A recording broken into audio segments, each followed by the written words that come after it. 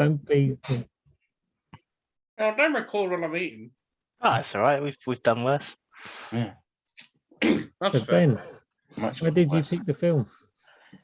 Mars Attacks. Yes. Well, Marzipan. because I knew it was a film Alec would love the most. And you were completely right. I love it.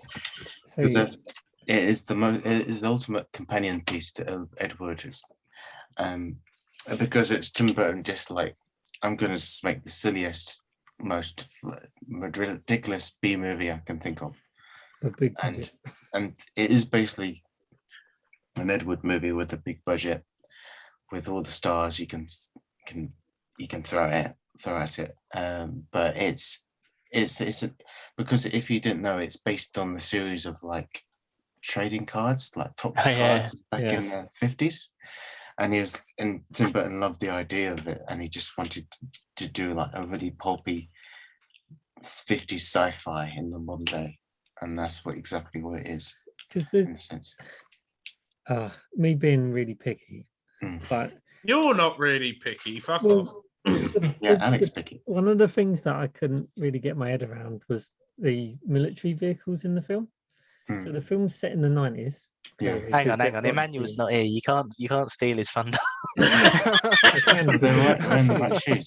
So they're flying helicopters that were 20 years out of date, and the cars, the Jeeps that he's using, was Second World War.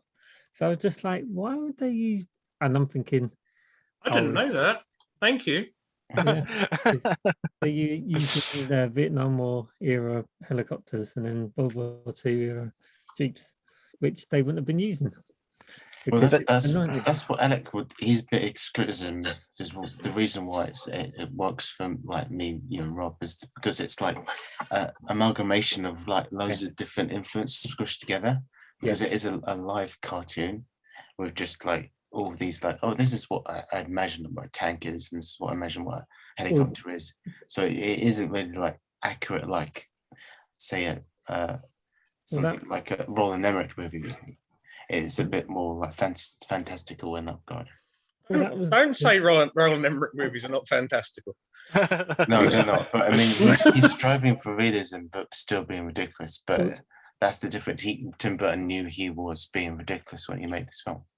Because the thing is, then I was thinking about, I'm like, wait a minute, their spaceships are bloody saucers. It's like, okay, I think I kind of get what I was going for. Because it's kind of, they're mixing like a 60s or 50s, 60s mix with modern day. Well, I say modern day, 90s. But the bits that got me were the CGI. I was like, I can imagine for the time this was great, but now it just looks really dated. Oh, to be fair, I thought it held up okay. Like, it's not like shot by. Did you I mean, the bit when they're taking them into the fucking spaceship and they're kind of flying along. Yeah, but I mean, like, for something that was made on like Windows 95. Just head on a chihuahua. Oh, I thought that was all right for 1996. That was hilarious. I thought it looked awful. I thought it was okay. But as you know, I struggle with live action cartoons. I don't. You do. I have a problem. I had a bad problem with Gremlins when all this death and destruction happens, and then right at the end, the guy goes, "Well, you know, if you look under your bed, there might be a gremlin," and I'm like, "Oh, yeah, people died. That's so funny. People died really horribly. What's funny about this? Because they're gremlins. That's why." But then we do Mars Attacks, and it opens, and there's a herd of cows on fire. And I'm like, oh, I completely forgot about that. That's really funny, I guess. Well, that's the thing. I would say that the beginning is so dark, considering what the rest of the film like entails. Wait a minute, because it's so bleak. It's just like some of the cards from the 50s were really dark and horrible. Because considering that's the first scene, I was like, wow, that's really nasty. Oh. And especially later when you go, why did they do that? And then you go, oh, maybe they wouldn't. Maybe they just disintegrate them and turn them into red or green skeletons because this was meant to be a Christmas movie originally. Yeah, I was going to bring that up actually. That's one. Oh, That's yeah. my one gripe with it is that the What? skeletons make absolutely no sense. That's your And- only one, but I never noticed that they were red. well, when I was watching it this time, I was like, why are some of them red and some of them green? And then I googled it, and I was like, man, Tim Burton really did channel Ed Wood for this. Like- Maybe he was colorblind. Who knows? but see for me, they're either dark grey or light grey. Was there a reason why they was red and green? I just said it. Yeah, It's that because was literally it. Yeah. it was meant to be a Christmas movie. No. But then I was like, right, if you're just Why? this is one of my problems with them just in general. Like they like disintegrating everybody and turning them into red or green Christmas skeletons. But sometimes they don't do that, and sometimes they set fire to cows, or they have a fist fight with a giant man, or they shrink a bald man down And squash him. and step on him, or We've all they been get there. a flag which is also encapsulated in a tendril, and they wrap it around them, and then they push the flagpole through. And I'm like, your whole I mean, you can see disintegrating is really efficient. Why are you doing anything else? you can see why I was upset that Emmanuel gave this 7 for story, but blow out a 3. I think this is the thing. I'm more disappointed that everybody gave this above a 7, other than me. I think it's fucking dog shit. Sorry. I think you just have to kind of, yeah, like I was saying the other day, like if you take it as kind of like a tribute to Ed Wood and kind of like a spoof to today's kind of films in the 50s, then Yeah. all of that stuff to me is forgivable. It's like the Carry On movies. You kind of like expect it to be stupid and ridiculous. And it's just like a rise of like sci-fi movies of that era. No, I was going to say another bit that got me was the bit where you got the trailer, and it's like playing the music, and it's like they're doing it on the bed, and they're looking through the window, breathing, and then they got Oh, the yeah. window open. I'm like, what the fuck? Oh, God. And why do they do that? Well, we have to think about that. They don't have genitalia, so Yeah. Well, one of them does have a Playboy magazine, so. Yeah. Well, that's the thing. when they is don't have genitalia, what's the fucking point? But the scene where like Pierce Brosnan scientist like does the biopsy of one of the Martians, and he says, "Oh, their brain is so advanced," and that, and he pulls out all this goo from the head. It's like, wait, there's nothing in their brain apart from just goo. So there's already a They do get shot. contradiction right there, straight up. There's that these Martians are idiots. So how be have they got fair, all this technology? if you stick your fist in one of our brains, it's probably nothing but goo either. No, but no, it isn't, because it is Remember, actually he proper. did It's muscle. get shot. Yeah. Got shot, remember? Or you listen to really bad country music. Yeah, but that killed them. That's the point. That does kill them, Yeah, and killed it's lucky we found that out, because they decided to wheel out this giant fucking thing that they don't use for anyone else but one of the main characters' grandmas. They just go like, we need to fucking obliterate her with this. Like we need to get out this fucking cannon. That Yeah, takes but a really that's, long time to charge Marvin- up, because we need to give him time to kill us. That's Of Marvin course. the Martian's idea of like, let's destroy this. Like, This makes me very angry. It has the same kind of level of stupidity as Gremlins. Like Yeah. the way that the Gremlins just go around doing like stupid shit. It's the same thing. Like they got the big mech thing. It's like yeah, the mech robot. It's just like it's like Tim Burton's just when he storyboarded this film. He's just like, yeah, these are the cards from the Topps card series. Let's just make these moments in the film, and that's exactly what he's done. Let's put the bit with the robot. Let's put the bit with the severed heads on the chihuahuas, and let's put the one with the ray gun behind her. It's all those little scenes just brought to life in the movie. I love the fact that Pierce Brosnan's head has been chopped off. He's got a collar around it, but Yeah, and nothing's he's holding dripping. anything. It's not like he's been like there's been a plug put on the bottom of his head. It's just It's just dripping. Yeah, and But he's still his breathing. and his body parts are all around as well. Yeah. Like you see his torso and his legs, and it's pretty fucking grim. Yeah. It's such a, Yeah. yeah, there's no way that he should be conscious, but he just has to be like. Well, the fact that they take a nuclear weapon and breathe it in and make it sound like Yeah, helium. and into helium. Yeah. I just didn't get the jokes. My think it- joke-o-matic was ready, and it was like, we're gonna react if we get some jokes. We'll tell you. And then it just stayed completely stationary for the whole thing, and I was like, oh, this is horrible.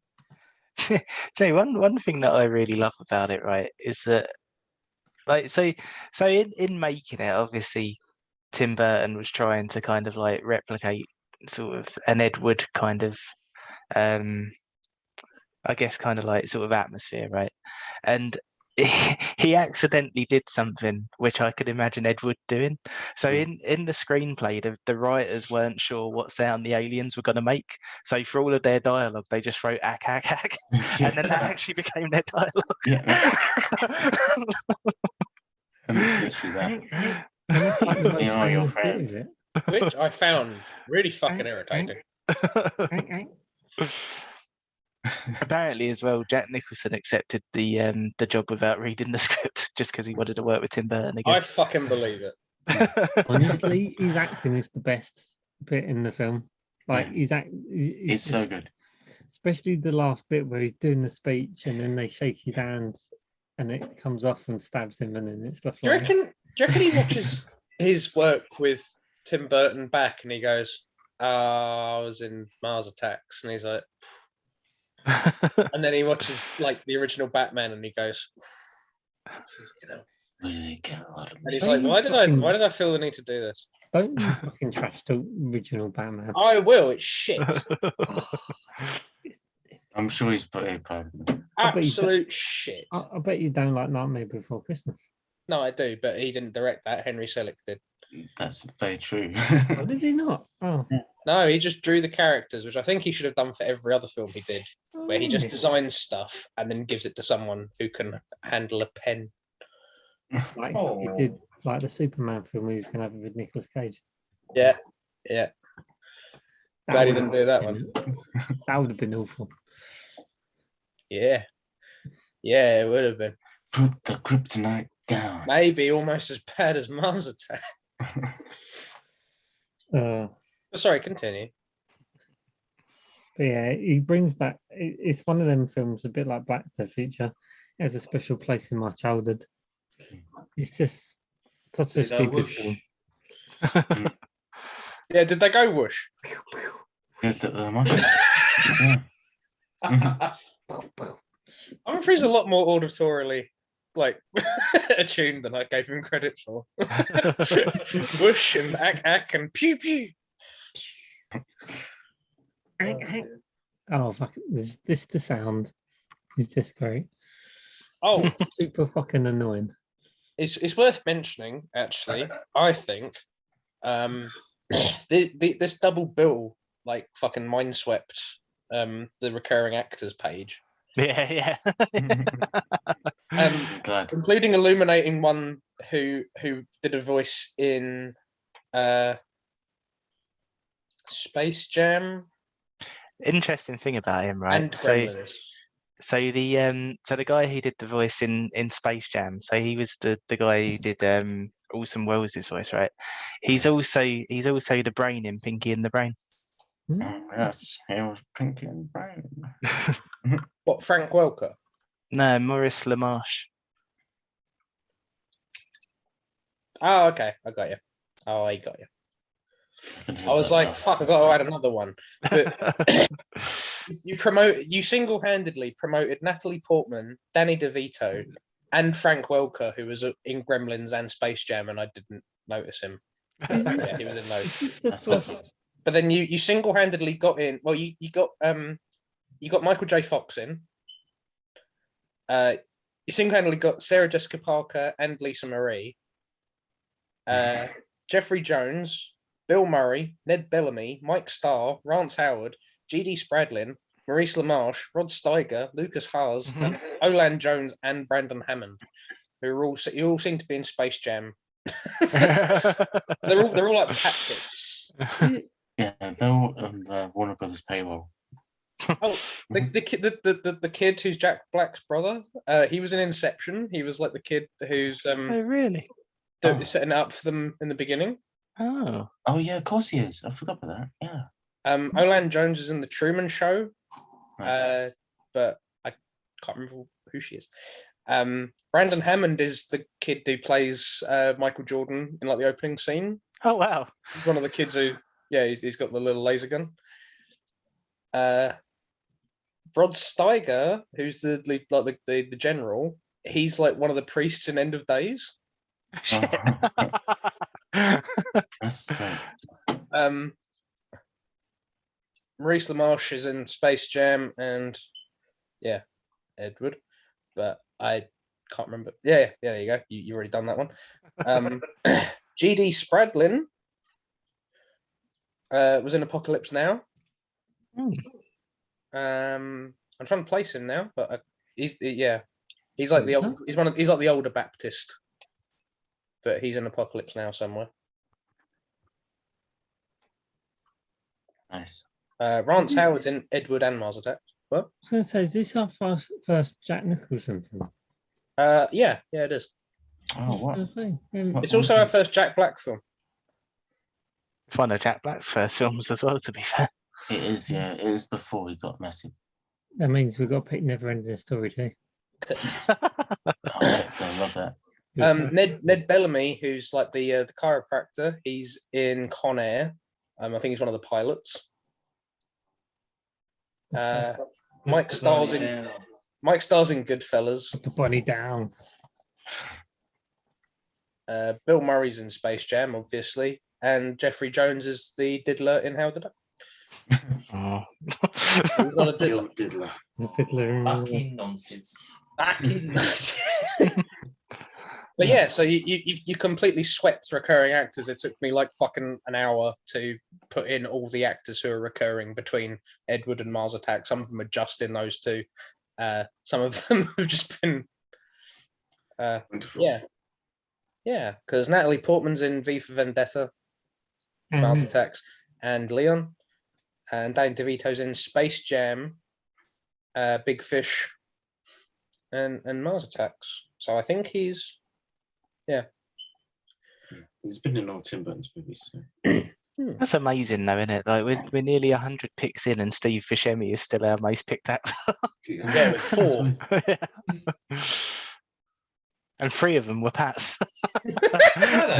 Yeah, Pulp Fiction, Con Air, and The Big Lebowski. Yeah, And then the other one was Big Fish. Good old Big Fish Lebowski. Nicolas Cage has been up there as well, hasn't yeah. He's number. He's only been in 3 times. he? Yeah, So The Rock, Con Air, and Wicker Man. Man. Sigourney Weaver's had a few. Yeah, you're welcome. That's good. More to come. That sounded like you were speaking a different language. More to come.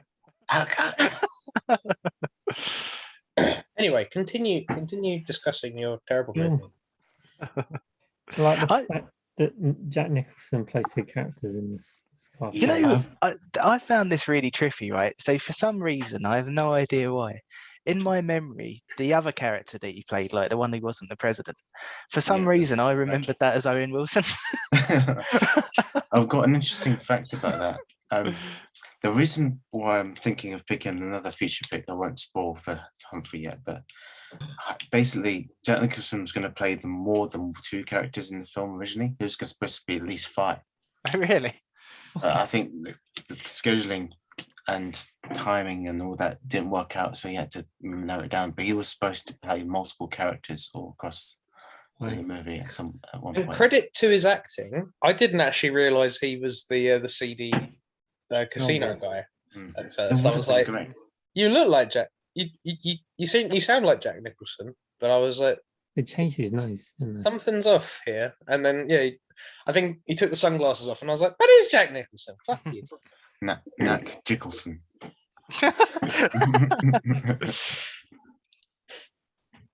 Yeah, no, there was like an astounding amount of celebrities in it, and I was like, "Fucking hell, Jackie Brown's here!" Like, oh, that's an She's so- interesting thing, so actually. good. So apparently Tim Burton phoned her and he was like, "Oh, I want you to come to LA to audition for this part." And she was like, "No, I'm not gonna audition because my dog's really ill and I'm not gonna leave it." And he was like, "Oh, okay." And then like apparently he went back to her and he was like, "Oh, I've decided you've got the part because the character doesn't want to leave her son, so you've already auditioned by not leaving your dog." Oh. I thought you were going to say, "Oh, well, we just sent Martians over there and they've just set your dog on fire and it's really funny somehow. Anyway, come here."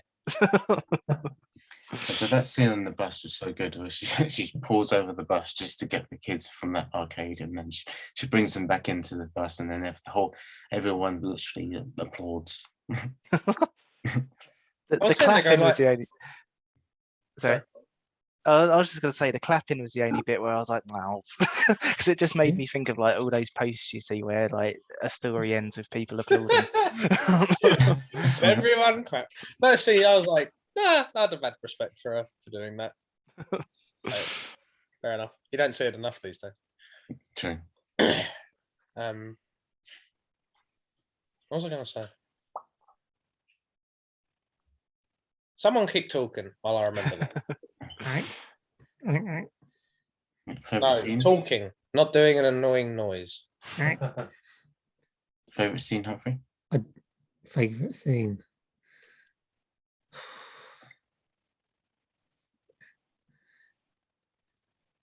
Come back to me. Yeah, it's hard, isn't it? It's really hard. Oh, There's too many to count. No, that's not the problem. I'm not sure. No, I'm really sorry. I can't think of a solitary part that I liked. I don't know if I'd call it my favorite scene, but like a bit that I really enjoy is when the flying saucer is kind of like balancing the Washington Monument. Yeah, that's so good. Just to squash those scouts. It's just like it's such a ridiculous thing, man. Because like while it's happening and the Washington Monument's just kind of doing that in like different directions, it's just I don't know. It's just such a silly visual. I just really like it.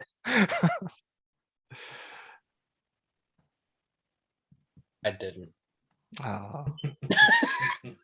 Alex sucks. Yeah, I do.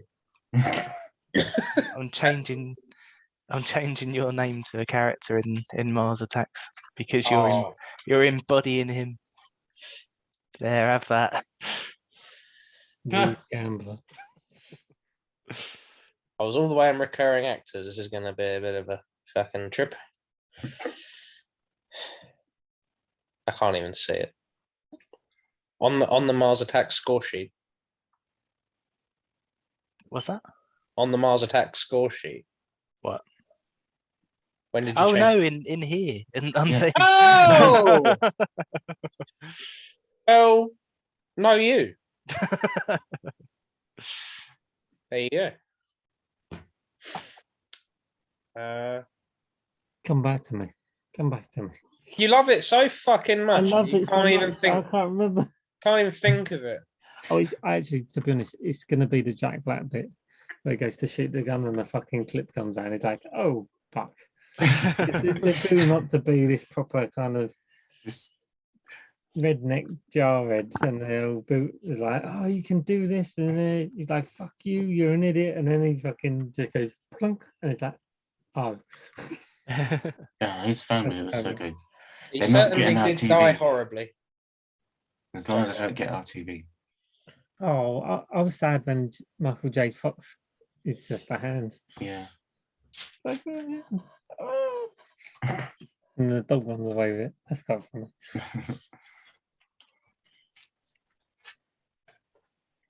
Yeah. Yeah.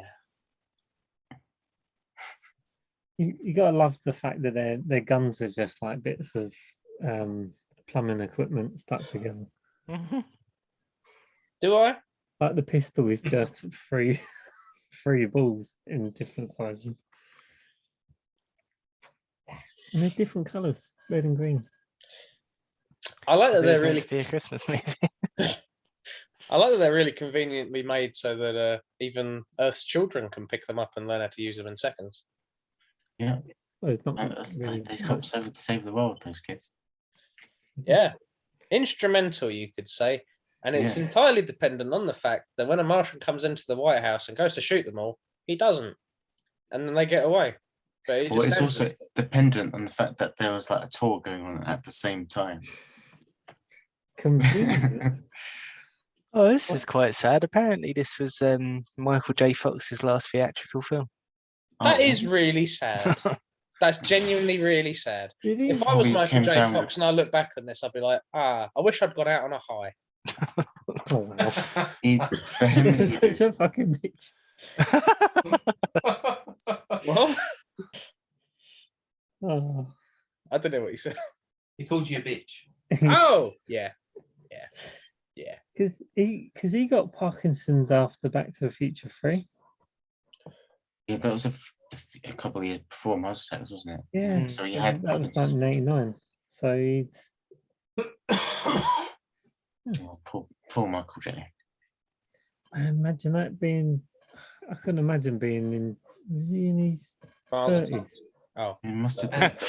and Alec has spent the last 2 weeks moaning that Back to the Future is the best rated film this round. yeah. I So all he's been dislike that. doing is fact. hating on Michael J. Fox. Yeah. Yeah, I hate him. And his silly Horrible shoes. person. No, just his films, because they're really bad. He's nice, I imagine. I don't know. Judging by the scores, yours is the worst this round. Yeah, you know why? Because Humphrey conspired to assassinate me this round. Because I was gonna pick. Well, I usually try and watch them back before I pick them because Bad Samaritan drilled that into me because I thought it was really good, and then I was about to pick it, and then I watched it, and then I was like, oh. Whereas Humphrey forgot that he had a social event. I did. So I went, I will step in. I will save Film Club. And then I didn't watch it before I picked it because I didn't have time to. Then I picked a bad film.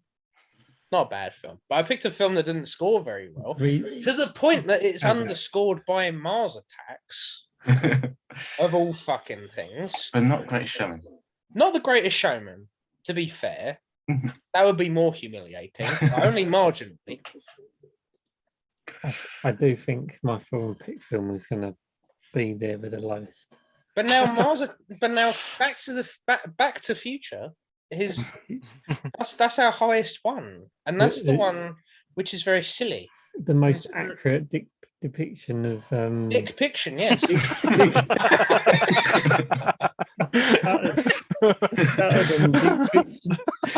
What a wonderful way to put it. Yes.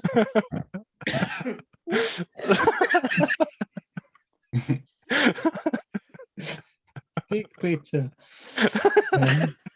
That's the one where we've got a dick picture where the heads all fucking vanish off the top. I really would have changed that bit. Just Michael J. Fox looking at it like. Dick pic. It's getting smaller. That's what it'd be if they made it now. But we've got the silly disappearing. It's the film with the fucking silly photograph in it, which shows how close you are to fucking up your time. Because your brother's going to dissolve his head faster than you're going to dissolve your head because your parents aren't going to meet, and that's going to make that fucking stupid. My comment was going to be the depiction of time travel is the best that there's ever been. Right, and that's a really big indictment of the time travel genre because it's still quite shit. It's horrible. That's our best film of the fucking round. If I picked Birdman, you'd be in trouble, son. Now I sound like a fruit salesman. Anyway, Mars Attacks. It's good. No, it's quite bad actually. I dislike it heavily. The kids only survive because the Martians who are bloodthirsty and want to kill everybody go. And then don't kill them. Martians are idiots. That's the problem. The what? The Martians are idiots. Oh, I thought you said they have rickets, and I was like, that doesn't stop you from doing that. One of my favourite sort of moments of that film is sort of when they realise that what the old woman was listening to was the secret to killing the aliens. Yep. That sort of whole segment sort of made me laugh hysterically. Why? If all any songs that would kill all the Martians, that would have been what I'd have assumed. Yeah. Can you imagine if you recorded that track and then some old lady played it and then she got honoured for playing it rather than you for singing it? I don't know if you're still alive at that point, that scene. Well, still though. I like Still. the fact that in the film when they're getting their Medal of Honor or whatever it is, and the fact that the daughter's doing it when it wouldn't be, it'd be the vice president. Yes. I mean, they do little stuff where, like, when Lisa Marie's character, she's like a Martian in disguise, and she like walks in because the press secretary is it's really cool because I watched West Wing. I know all these people. I know everyone's like job roles, and I'm like, oh, he's in that room, therefore he's the press secretary. But yeah, he's a fucking sleaze, and he like picks up a girl who's fucking mute as far as he knows. And yeah, she's got hair, like it's just fucking weird, and she's all bulging in the wrong places. And then like the security guard lets him in, and then like just with this weird fucking lady after they've had an alien invasion. And then I don't know if anyone noticed it, but the security guard is watching them go. As she starts doing the little Martian walk, she starts going like, and he actually, and I noticed this, I watched it, and he actually like looks at her as she's doing it, and he just goes, and he just keeps walking, and I was like, you're fucking shit, mate. You're like me when I was a security guard. Like, whew, rubbish. Not my problem. No, you're, yeah. Whew. Great film. Yeah, it's a great film, though. Love it. Indeed. The more celebrities we horribly destroy, the gooder it is. Oh, actually, one of my other favourite scenes is probably the bit where they introduce you to Tom Jones. Oh yeah. And they're dancing, and then they're like, "What?" And then they start shooting people, and then you find out he's Welsh, and he's like, "What the fuck is these words coming out of this man's mouth?" Apparently that scene only came about because Tim Burton saw Tom Jones in Las Vegas, and he was like, "Hey, do you want to be in this film?" Yeah, Then, why not? Yeah. Everyone else is so wow. It was so good. And just at the end of the film, where all the animals just start coming out of all the mountain, there's like a Disney cartoon. There's the falcon, and there's the deer, and all that. And it's like, yeah, nature survives. Yeah, that's really, Unimpressed. Alec is unimpressed. Yeah, it's really fucking bizarre. That's all right. You guys keep talking. I don't want to popularize this, but I don't want to John it up. Where you feel like you can't talk about it. So you guys carry on. I will be here. What was your favourite scene, Pat? God, I can't wait to fucking hear this. No, sorry, carry. Well, like I was saying a little while ago, the bit with the music playing that killed all the aliens. But now that you bring up Tom Jones, I did really enjoy his cameo. Tom Jones is one of the bits that I'm like, nah. So the bit where like Danny DeVito's dancing at him, it always makes me go like, ugh. When I was watching it, I was like, when he pops up, I was like, I completely forgot he was in this. And then I was like, yeah, I like this. No. We need someone to fly the plane. And it has to be. We can only use Tom Jones for this.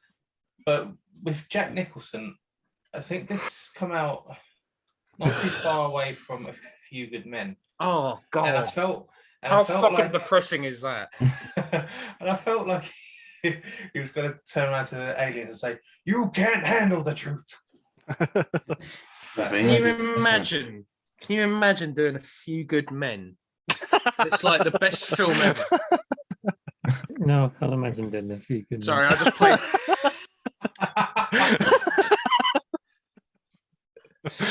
Big pig.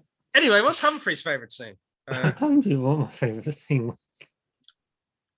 Anyway, if you can't imagine doing A Few Good Men, it's brilliant. You bad man. Right. Many was a few for you. Well, what's your favourite scene? Um, Did you already do it? I don't even remember.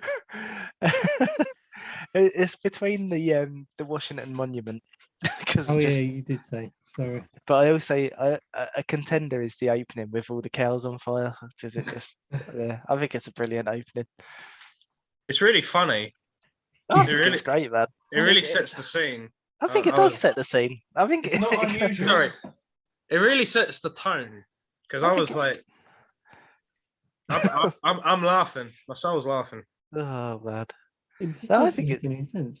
Well, exactly. I think starting with something that just is complete nonsense is kind of the film going like Yeah. this is what we're gonna do. And it's the fact they're This just is just running. like- They're not even like falling over, dying or anything. They're just running all together in a herd on fire. It's just really bizarre scene. It's like what? Comedy gold.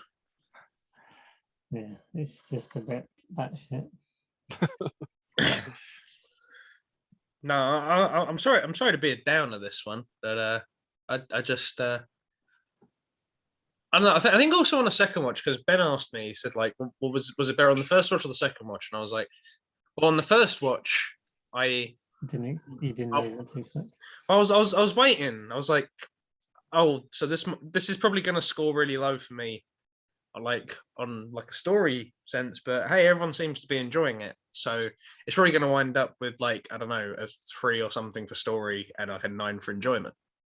And then I just spent the whole time going like, is there a joke coming soon? Because I can't.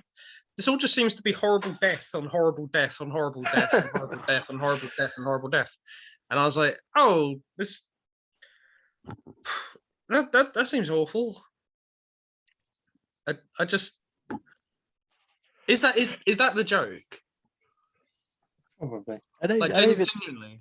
I don't think the horrible death itself is the joke, but the bits that I'm always laughing at is just how stupid the whole situation is that you've got like these Martians on Earth and they're all just like I don't know, just it's almost like you've got kind of like it's really hard to explain, man. I don't know. It's just the absurdity of the situation that you've been invaded by aliens and all they're doing is like vaporizing random people and setting cows on fire. It just, I don't know. The whole situation just really gets me. I think also it kind of depicts the Americans as being really stupid. Yeah. It depicts the Americans as being really like peaceful and diplomatic. So which is completely not true. They're really, really slow to use nuclear weapons, and I was like, well, yeah, that's the ironic thing. It's different to what it would be in real life, but that's why I liked it, as in terms of like the Martians are basically what the Americans are to everywhere else in the world. They're just there's no sense or rhyme or reason for what they do. They just do it. Yeah. Well, the fact that when he shoots the peace bird and then he goes in the old people's aim and he fucking. Did you just call it a peace bird? But yeah, okay. Did you mean a dove? Yeah. Well, no, but they use it as a symbol piece, don't they? When he goes, they're whatever, and then he fucking goes. Release the peace bird. But no, and then he goes in the old people's zone and he goes like bird bang, shoots them. They really don't like birds. But, I think it's because you're kind of laughing how stupid the situation is and how stupid the people are. I think it's that kind of you kind of pick you kind of picking on the people in the film, kind of showing how stupid they are, and you laugh at them people for being completely stupid. It's a bit like watching Idiocracy. Oh, I hate Idiocracy. Never seen Idiocracy. So the idea of the film is this bloke, he's in a time capsule or something, and he goes into the future, and it's the world is run by stupid people, and all the president is what's his name, Terry Crews, but they're completely stupid and dumb. Oh, so it's 2022. Well, it's this whole film about the whole world being dumb, and they're like completely stupid. But the whole thing about the film is you're laughing at them people being stupid, and I think this is what this film is kind of doing. It's kind of like, them rednecks living in a trailer, they're fucking stupid because their son is actually smart and they're putting him down, but they're the ones who should be getting put down for them being stupid. But yeah, I think that's how the film's supposed to work, but clearly Alec doesn't like laughing at stupid people. No, and I don't sound like the arsehole that you tried to make me out to sound like that by saying that. Oh, I see you don't like laughing at the retarded. And I'm like, no. This is mean, actually. No, I think that's, as I say, that's kind of what they're trying to do. It's like the fact with the translation machine and the bloke operating it.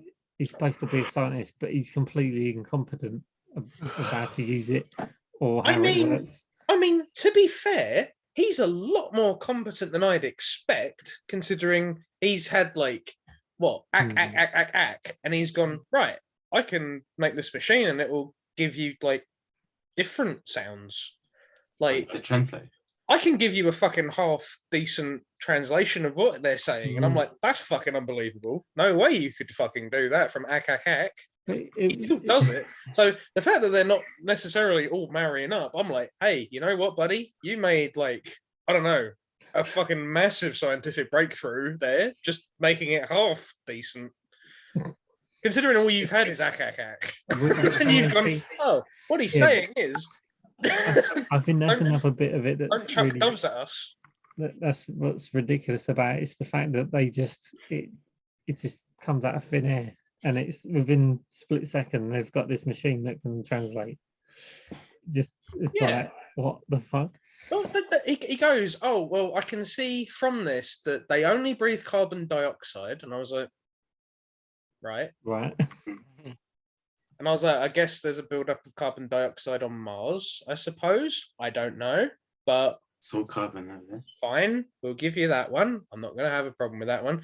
They might have telepathic abilities. And I was like, okay, they don't. Never brought up again. They might, because their brain was good. That's why. I think it's a trope with people with having like aliens or monsters having big brains. It was always, but they bring it up, but like they never comment on it again. Like, oh, they don't have telepathic abilities, and that's how we can beat them. Or, oh, they might have telepathic abilities. We need to do this to make sure we don't like betray what we're going to do. And it just doesn't come up again. They just kind of forget it. And then I can't remember what the other one was. Oh, they don't have genitals. Yeah. But then they seem to get off on watching people fuck, and they like nudie magazines. And I'm like, well, you don't have the organ to fucking do anything about it. So I don't know why you had. I think this is a wrong film for me. I'm getting the feeling the world building is not that sound. So I'm like, I'm not getting your jokes. I don't think you're supposed to take it too seriously. I think it's just one of these visual, I wouldn't say comedy, but it's kind of it's more of a nightmare. It's more of a visual and auditory nightmare where whenever the bad guys come in, I hear like a chihuahua in my ear. Yeah. Because I don't even mind like that. Well, because to give it credit where credit's due, I think it makes sense that a dove is the thing that makes them like freak out, because you clearly don't have like flying animals on Mars. So to just chuck one out there, I imagine, does probably freak them out like quite heavily because they don't know what the fuck they're dealing with, and it's like I don't even have a problem with that bit, but yeah, I don't. Yeah, the Martians don't act in a way that I find to be consistent, and they just sort of change what they do depending on nothing. So they will either disintegrate everybody, they will not shoot anybody, they will all throw away their weapons to have a fist fight with a giant man, or they'll just set cows on fire. And I'm like, there's obviously a disconnect here. There's obviously like a joke that I don't get, and I'm probably not supposed to think about it and shit. And I feel like I'm just being a downer this call. And to be fair, I get your criticisms that because it's like they're clearly here to Earth just to cause havoc. So why would the dove suddenly make them go berserk again? When obviously they've already previously learned all these cows alive and they've already prepared for war.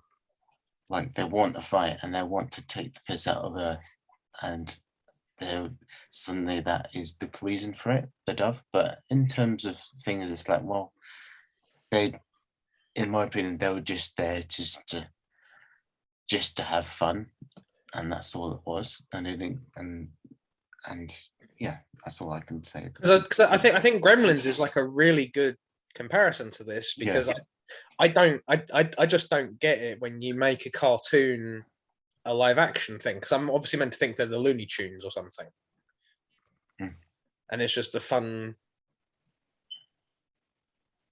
like, but because they're real actors, it just creates this big disconnect for me, and I'm going like, oh man, that fucking sucks. Imagine being his wife or his kid and something, and you just found out he turned into a red/green skeleton or something. Like, that must suck. And imagine being one of the mums of one of those Boy Scouts who very like amusingly got crushed by the Lincoln Monument. Like, that's a shame. I don't know. I feel bad because I know you guys have a lot of nostalgia for it. Well, the thing is, as long as you view it as a comedy, those things probably won't matter as much. I think that's the reason why me and Pat and Rob and Dan. You forgot.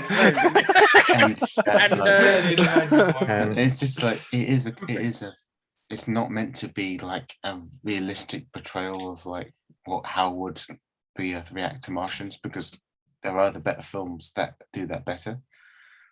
So it's just a pastiche of all those serious versions of those sci-fi movies. Yeah, you bloody French. Because it is the War of the Worlds just turned on its head. On crack. Yeah, because in that it was like the common cold killed the Martians. In this case, it's like Slim Williams kills the Martians. Do you know, apparently they really wanted to use some sound effects from War of the Worlds, apparently, but Paramount wouldn't let them. Oh, that's a shame. Yeah.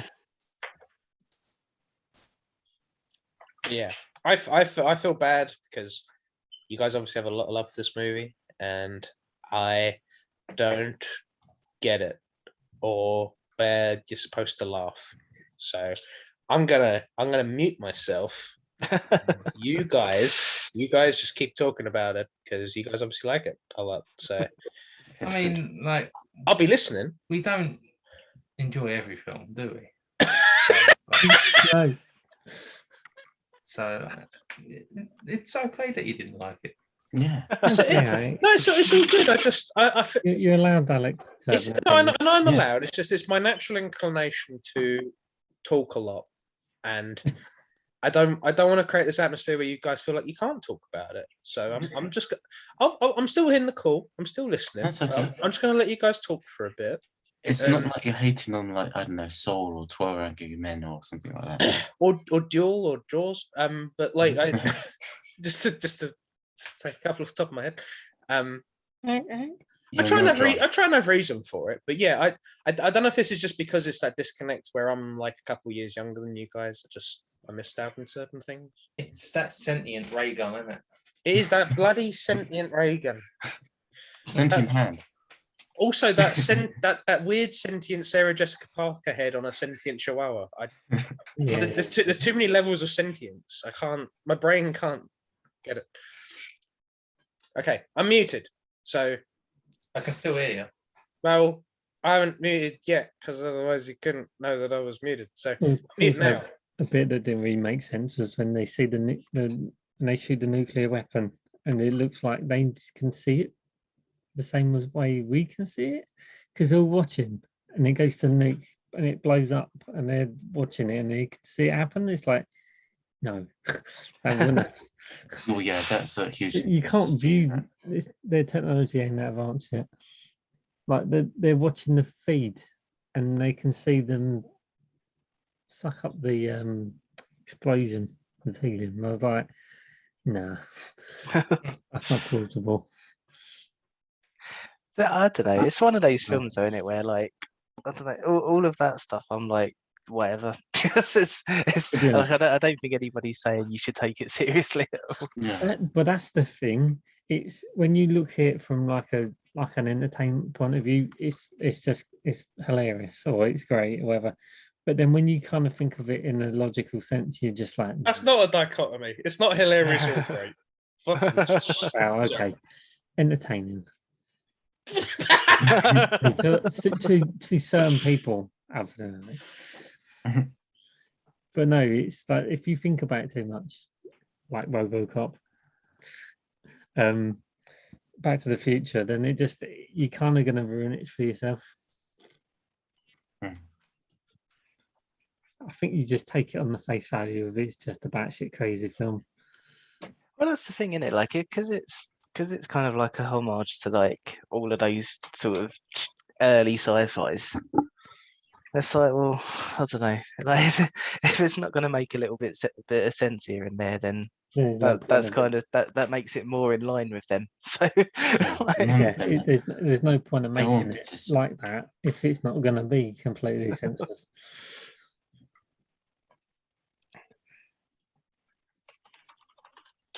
Because that was another bit that got me with Edward. Edward. Edward. The fact that when the bloke says about Edward. In one scene it's daytime, next scene it's dark. It's like this, and he's like, continuity. Yeah, I still love it.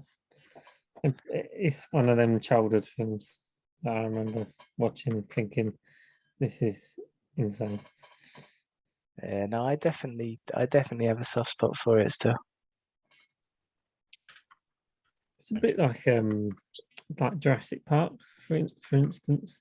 That film is completely like nuts. Like the idea of it, because my brother sent me a video once, and it was like a board meeting kind of parody thing, and it says about, so we've got an idea for a theme park, and it's got really dangerous dinosaurs, and you put your family there, and I'll have to link it, but it kind of sums up the film, how absurd it is. Speaking of Jurassic Park, I've noticed a trend with Paramount films recently, or the last few years. Facts.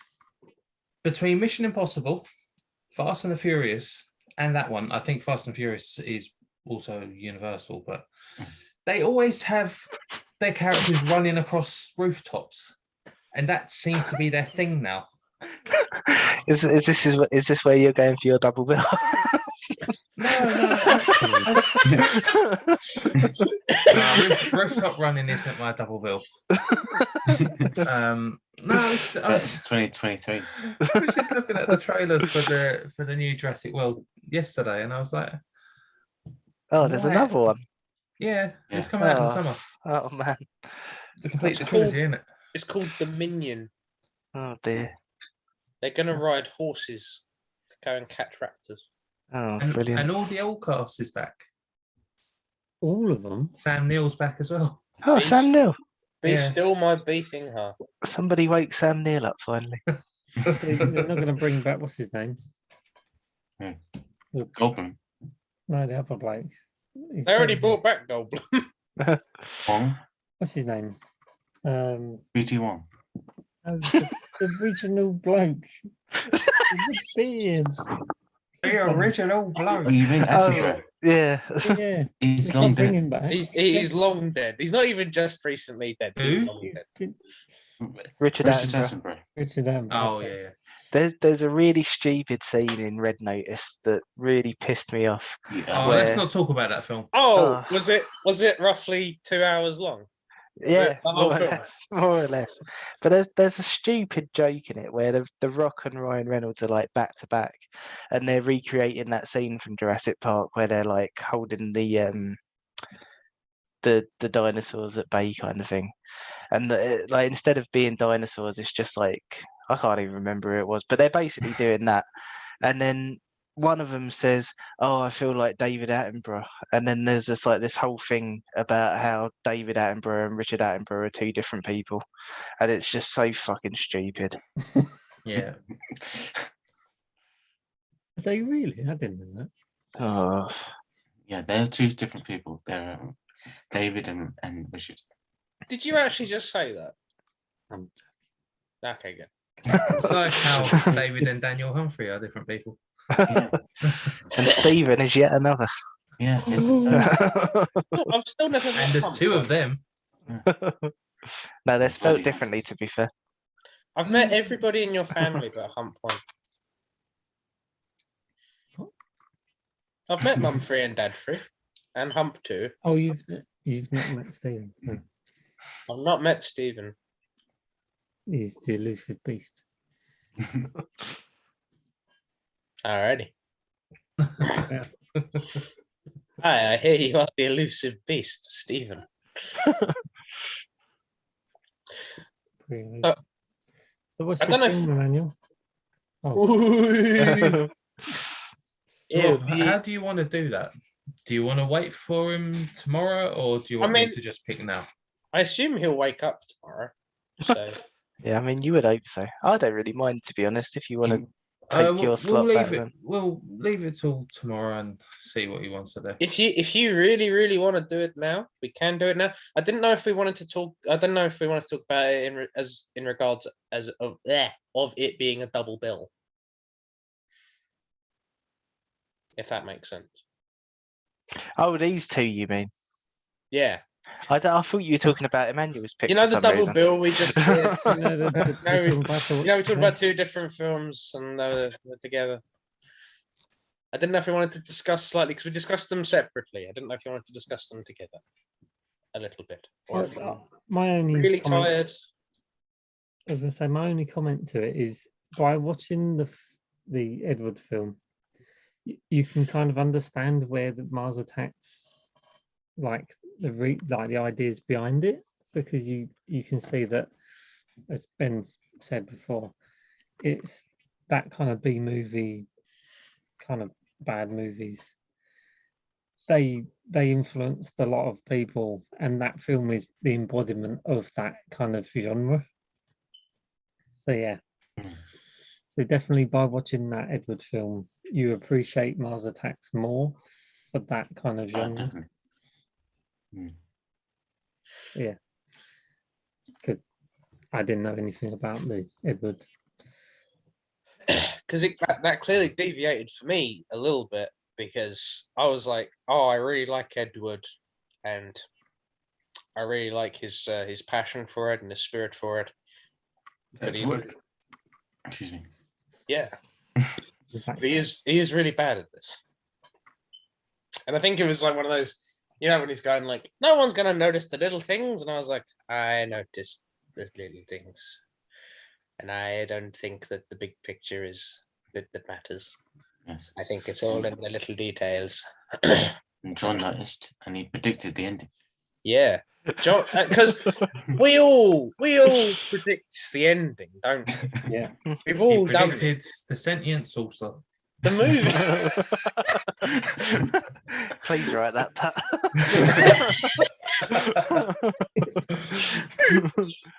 The movie begins and the sentience is implied. Or so I thought. The sentence is implied. Yeah, it'd be so funny if he decides to continue watching the videos. Continue. Did he ever? Well, yeah, fair point. Just sort of watching things is a lot harder than playing things. Even though he has like 12 screens. Yeah, but none of them is and one of them can't play a film.